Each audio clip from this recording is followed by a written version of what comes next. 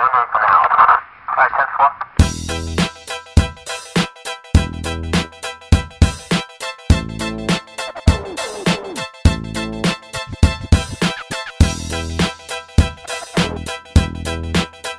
my name's Matt Widgery from mattwidgery.com. In today's episode, we're going to be having a look at a camera bag. Specifically, it's going to be this one. This is the Billingham 335. Now, for those of you that don't know about Billingham, they started out life in the early 70s, about 1973, I believe, as a manufacturer based here in the UK who made fishing bags. A few of their customers, who were also avid photographers, loved the fact that the bags were very well made, the fact that they were completely waterproof, and the fact that inside they had lots of cool compartments to put fishing gear in, and they started to use them as their camera bags as well. And so in 1979, I think it was 1979, might have been 1978, but towards the end of the 70s, Billingham decided to start making camera bags specifically, and from there they grew into one of the brands that is renowned across the world as making some very, very top quality handmade bags. This is what we've got here. This particular example is a Billingham 335.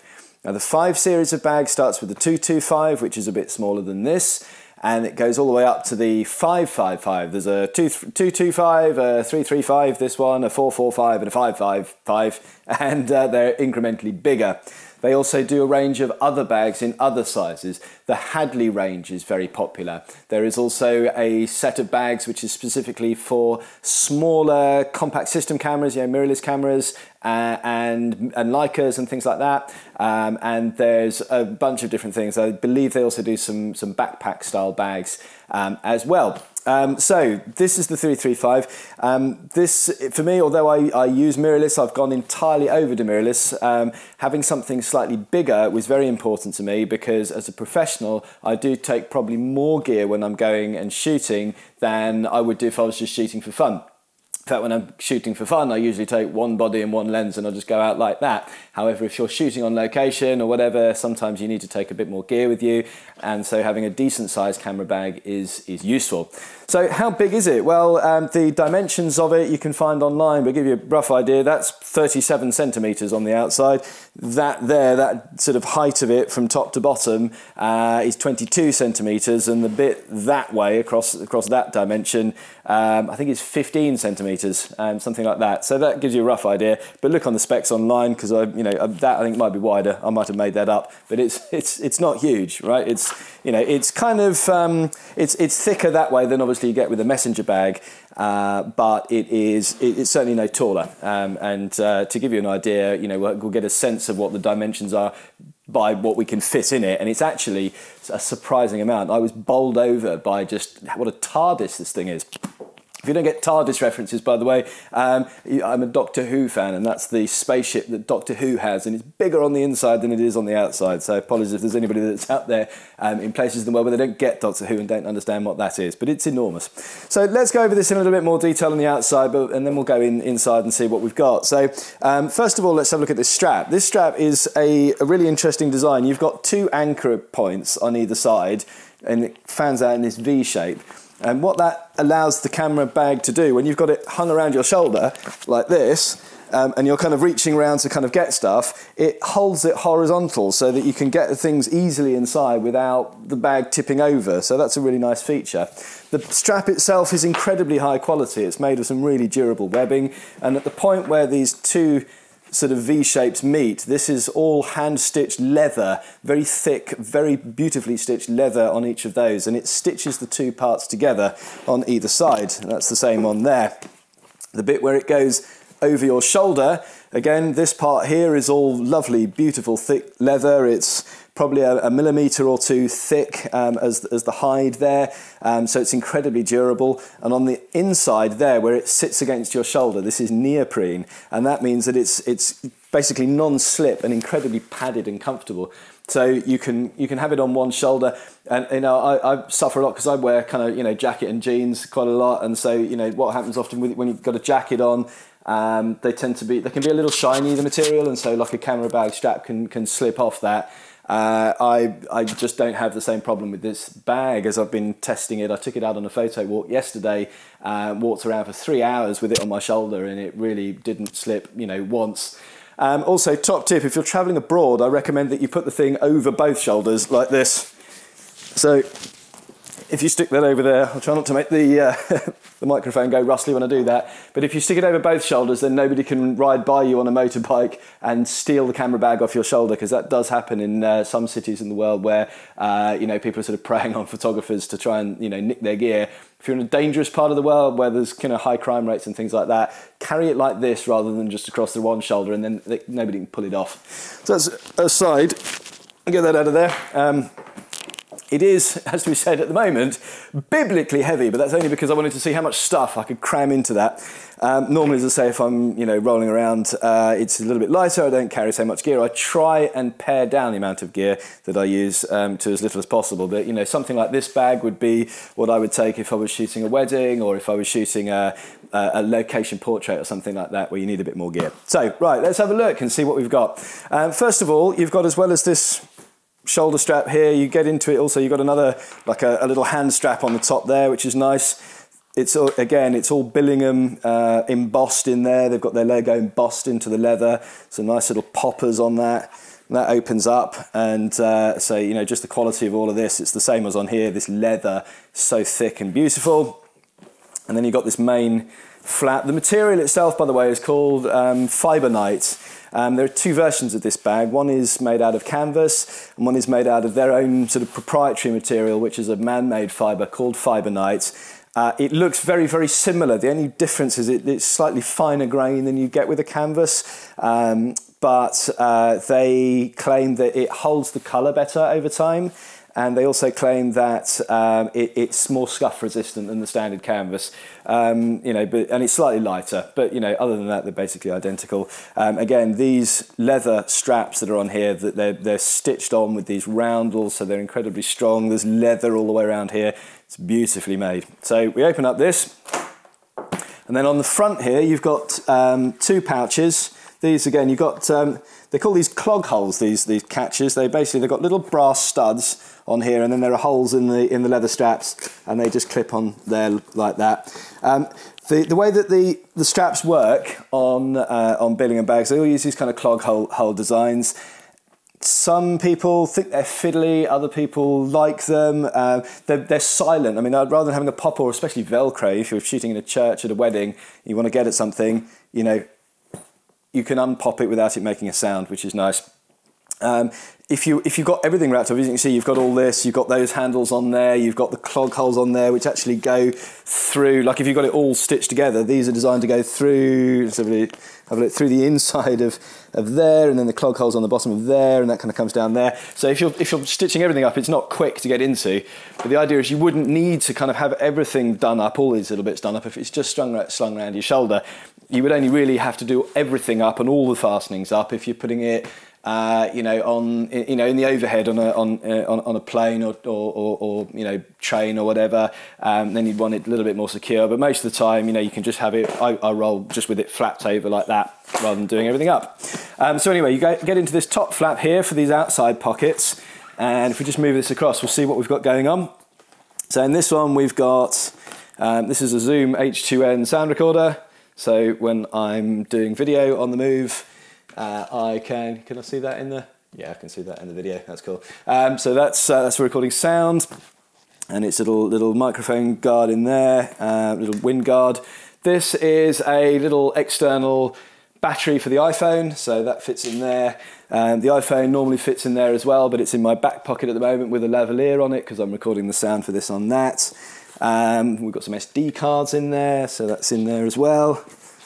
Got a little Fujifilm, these are quite cool. These are the Fujifilm lens cloths, and they pack down into a little case. It's tiny, it's about the size of a postage stamp, and then it all comes out like that, and then you've got a lens cloth in there, so really funky. So that's that.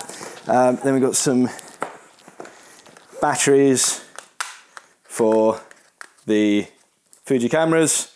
So I've got some spare batteries there. I normally roll with some spare flash batteries in there as well. There's actually more space in that pocket that I can put those into. In this, to give you an idea, this is the empty bag for the lav mic that I'm recording this on. That normally sits in there. So that if I'm doing an interview with someone, I can be wearing the lav and then I can hand down that, and we've got sound for both. Then I've got a couple of external hard drives. I've got a 1 terabyte and a 2 terabyte there, which plug into the Mac.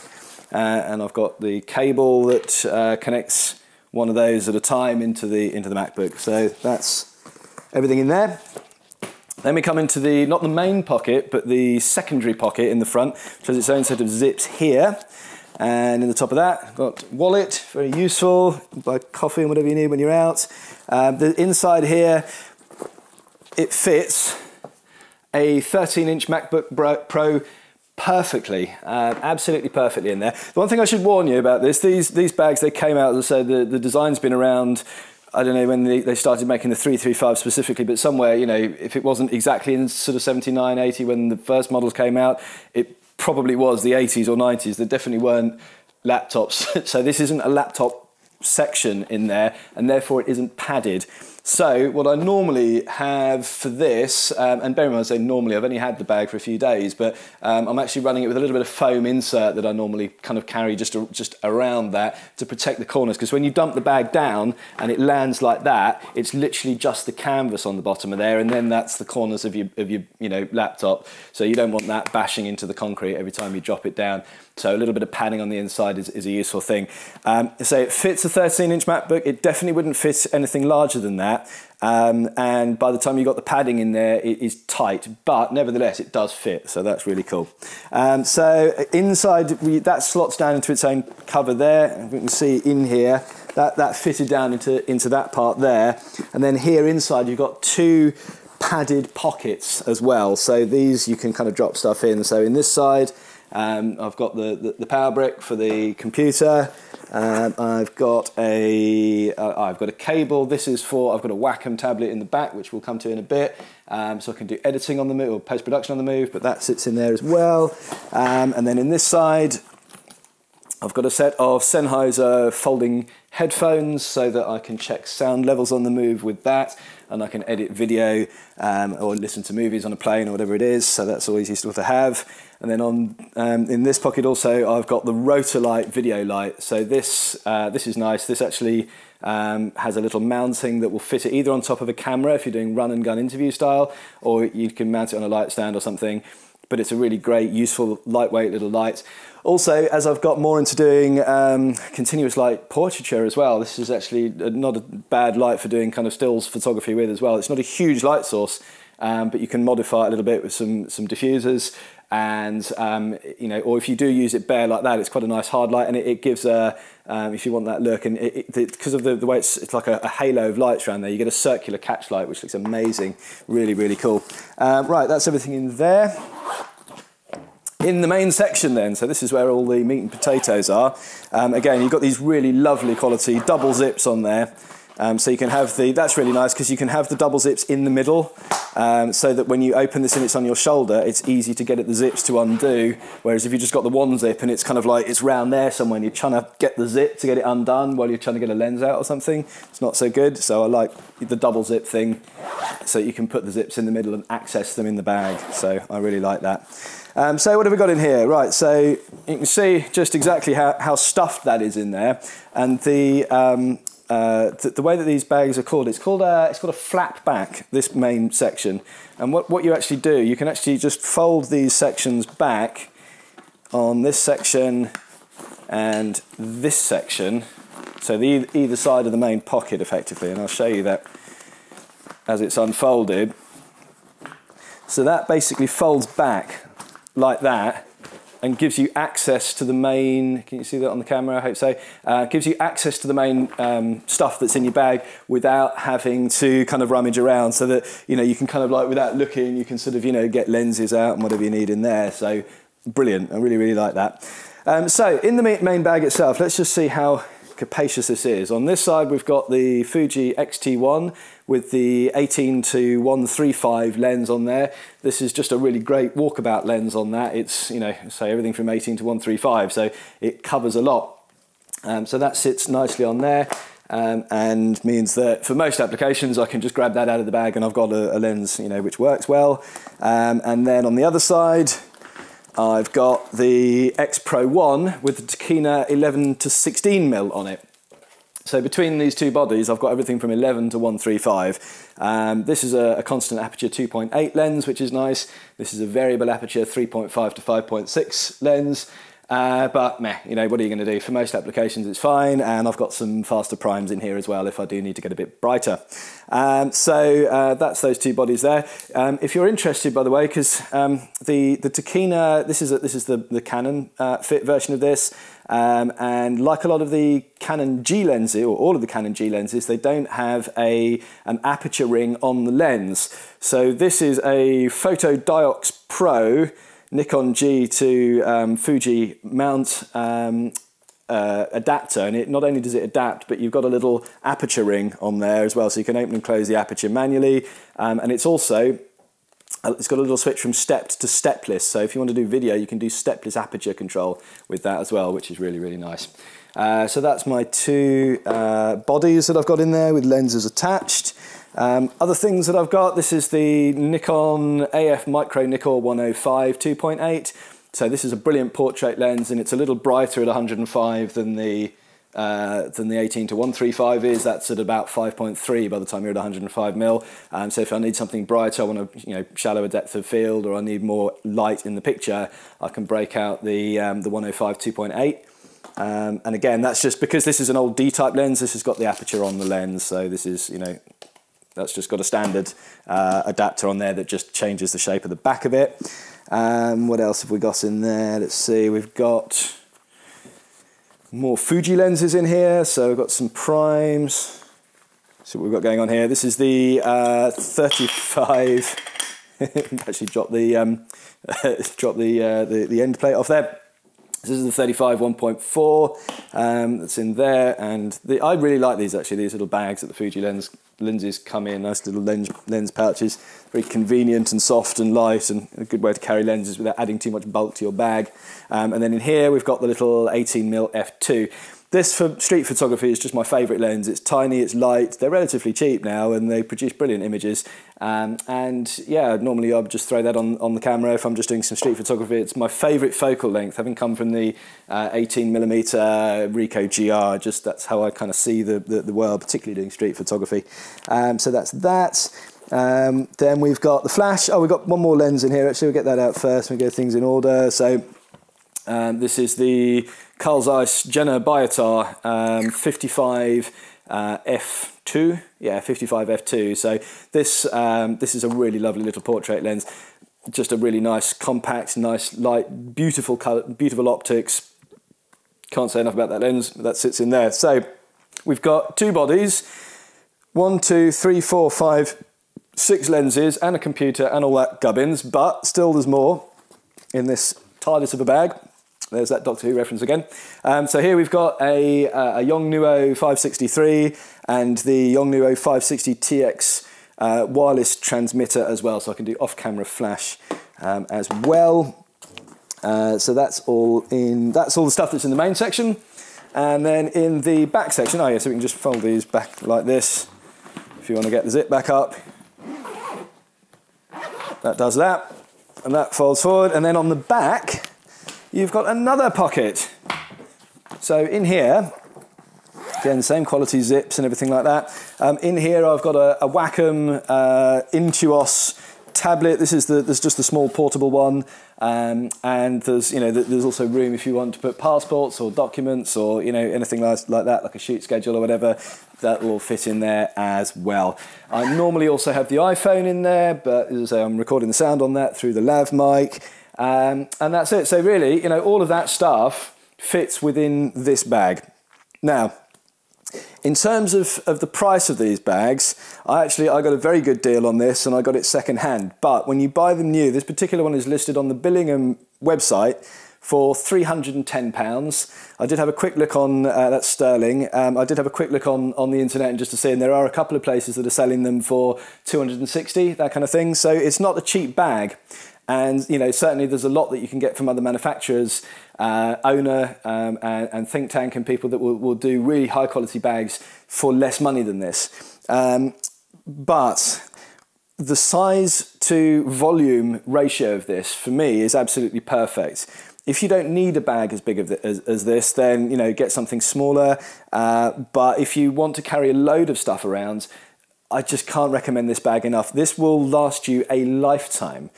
You know, you'll hand it down to your kids and then your grandkids. The build quality of this is lovely.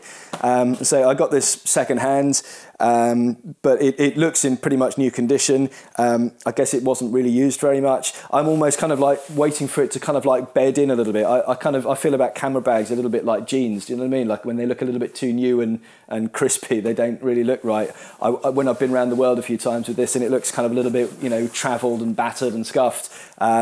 And kind of lived in, I just think that's really nice. But the quality of it, you just know that nothing, like these straps aren't going to come off, and there's, you're not going to get holes in it. It's not going to fall apart. The strap's not going to get broken. It's just all made really, really properly. So, you know, if you're going to spend, I mean, considering how much money is represented on this part of the table here, you know, I mean, it's a few £1,000s with all the bits and bobs.